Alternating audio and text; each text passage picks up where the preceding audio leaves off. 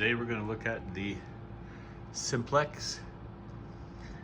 We're going to sync Bluetooth the headset to the main metal detector.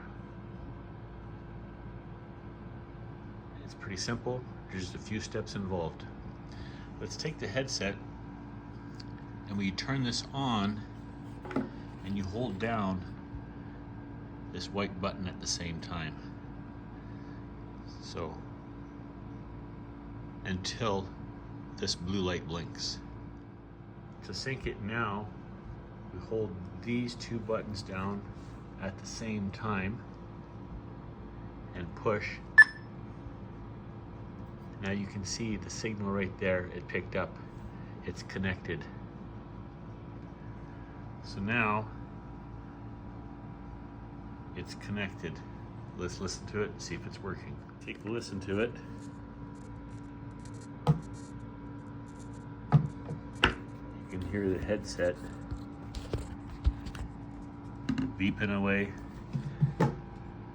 It's not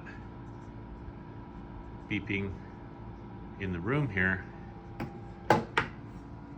It's in the headset. So the connection worked perfect.